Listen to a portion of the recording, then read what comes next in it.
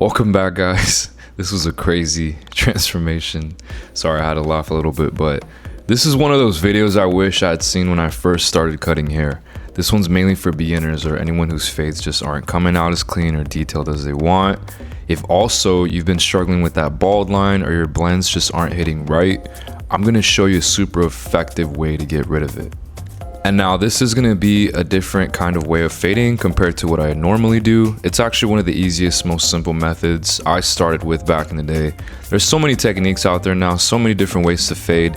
And my goal isn't to tell you there's only one right way. I just want to show you different methods you can use so you have more tools in your toolbox. Alright, so to start this cutoff, I'm going in with my number 2 guard with the lever closed, and what I'm doing here is setting up my foundation, basically getting my length all even around the sides. But now as I move up towards the area where the head starts to round, I'm flicking out with my wrist. The reason for that is simple. I don't want to touch any of the hair on top.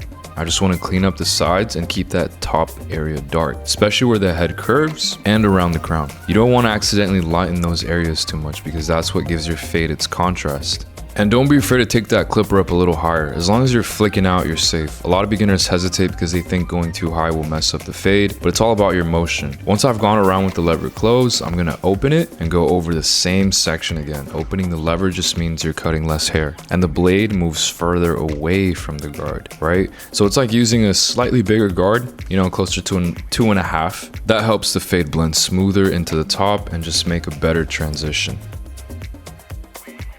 Next, I'm going to set up my bald line or my baseline using my trimmers. Now, just to clarify, I'm mainly doing it this way for content purposes. If you're a beginner, I actually recommend using your clipper instead. You can hold it the same way I'm holding the trimmer where the blade is facing up, and it'll be a lot easier to blend in later. But if you do use a trimmer and find yourself struggling to get that bald line out, pay attention to what I do next. After setting that baseline in, I'm going to grab my clipper with no guard and open the lever all the way. I'm going to create my first guideline just a little above the baseline, maybe about 1 centimeter higher, leaving that bald line isolated below it. This separation is key for, getting rid of that bald line. When I'm creating that guideline, I'm not pressing hard into the head either. I'm keeping a light touch and using small, gentle flicks. Think of it like a soft C motion, with your wrist. The softer the line, the easier it'll be easier to blend out. Like I'm demonstrating right here. You want to do kind of like a little hook, like a C, and kind of almost tapping it. But again, you shouldn't be firmly gripping your clipper too hard. Keep your grip relaxed, and focus more on the motion that you're doing with your wrist. Once that's done, I'm going to switch to my number 1 guard with the lever open and repeat the same process. Again, kind of small controlled C's, more like a flatter C, going up about 1 inch above the previous guideline. The top of this number 1 open section is basically where I want the top of my fade to start. That's my top dark foundation. And I went by that a lot, how high that number 1 guard went pretty much determined how high I wanted my fade to be or where that top dark area of my fade started. Now looking at this area in my number 1 guideline area, I notice it's a bit darker, so all I'm going to do is just apply a little more pressure to even it out and keep the same shade all the way through. This helps keep my fade organized and makes the transition from light to dark look smooth across the head. Paying attention to small details like this is what really levels up your fades, and since not every head is perfect, some have dips or indentations, I just add a bit of more pressure in those areas to balance it out. Now I just want to quickly say that you can really start anywhere here. You can go under the bald line, clean up that area between your 0 and 1, or finish off the top dark section. Don't overthink it. Once you understand the fundamentals, you'll naturally find your rhythm and what works best for you. For this haircut though, we are going to go and finish off the top part of the fade first. And with the 1.5 with the lever closed, I'm going to keep my blade slightly angled out. That's important because it keeps me from cutting too much and accidentally lightening the dark area. Now if I see that it's not cutting enough, I'm going to tilt the blade a little more inward, to take just a bit more off. So same motion as before, small controlled flicks outward, staying right on top of that line without being too aggressive. After that, I pretty much open the lever to start blending everything together and transition into that number 2 length I set in earlier. But I do want to mention something that's very important. Around the front or temple area here, I'm extra careful because those spots can be thinner on some clients. So I'll open the lever, and I'll cut with the grain. Sometimes, certain areas grow out differently. In this case, it is growing towards the left. So I am kind of, I did go over it in that direction, and it's really all about reading how the hair grows sometimes and adjusting the angle of your clipper. If something looks a little dark or uneven, I'll just apply a bit more pressure here until everything just starts connecting nicely. Now this next step is where you're really focusing on the details. When I first started cutting hair, I made a goal for every single cut to look a little better than the last one. That's when I realized how important the small details really are. Instead of constantly switching between guards, like going from a number 2 to a number 3, trying to figure out what fits best, I started exploring different methods and discovered the power of thinning shears. Once I learned how to use them the right way, everything changed. They became my go-to tool for detailing and polishing my fades. So now I'm using the thinning shears to solidify that top dark foundation and clean up any inconsistencies. Just lining up any darker areas to make everything look more smooth. If you're new to thinning shears, I've got a video linked down below that breaks it down. Learning how to use them the right way completely changed my career for the better. Now for the line between the 0 and the 1 guideline, you can play around with either the 1 guard or the half guard depending on the hair texture. I've talked about this before, paying attention to texture matters. For thinner hair, the 1 guard might blend better, and for thicker or coarser hair, the half guard actually might work best. One simple rule I always went by as a beginner though is to start with the bigger guard first. That way you don't risk taking off too much.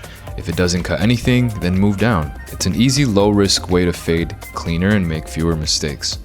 Over time, once that client comes back, you already know exactly which guard works best and everything just flows. Now in this case, I did use the half guard with the lever open, and I'm staying right on top of that line, gliding gently, not flicking too hard, and keeping my blade almost flat against the skin.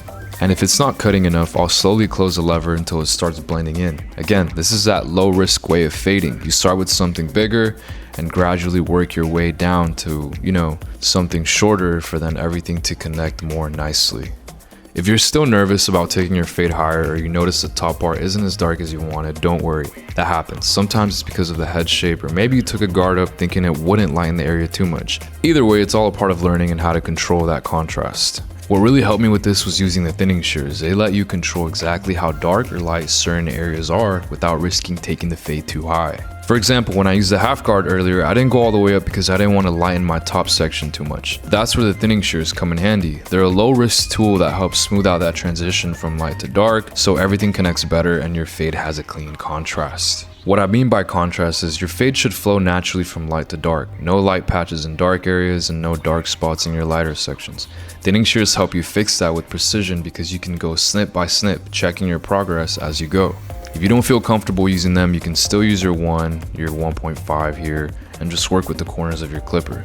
But just keep in mind, clippers cut, faster and heavier, so thinning shears give you much more control, especially for those fine-tuning details that'll make your fade look so much better. Now we've made it to the bottom line, the baseline or the bald line. For this part, I'm going to completely shave the bottom section of the fade, but I'm leaving a little bit of stubble right under the baseline. You'll see why that's important in a second. After that, I'm pretty much going to grab my clipper with no guard and the lever closed, and I'm going to start just above that baseline. Now, since my client didn't want hooks or C-cups, I'm envisioning my vertical bar flowing naturally through here. I also placed my baseline a little lower on purpose. That's going to give me more room to work with and helps me keep the fade at a balanced height. The full stretch of my fade from light to dark should usually match the length of that vertical bar. Now as I start fading, I'm working my way up slowly, opening the lever as I move higher. Remember, we're going from short to long. My movements here are small, controlled, and light. More like gentle rubs or mini flicks. Just enough to connect everything into the 0 area without pushing the fade too high.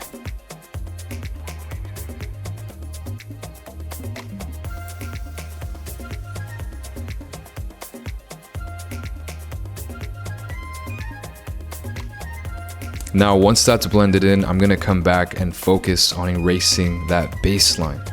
You can start with your clipper first. If it's 0 gapped, it might erase the line completely. If not, try applying a bit more pressure. If that still doesn't do it, you'll want to switch to your trimmers. I like having 2 sets, one sharper pair for lineups and another less sharp pair for removing stubble or any kind of bulk. With that softer trimmer, blade facing the skin, I'm gonna lightly glide over that line until it fades away. You can add a bit of more pressure if needed, just not too much. You don't want to irritate the skin. And one last thing I would say is also just slightly flicking. Flicking out is gonna help you, get rid of that line too. But yeah, I mean, that's pretty much how to get rid of that bald line. This is just one way to do it. After this, I pretty much just went in with my clipper to just further detail and, blend the fade in a bit better.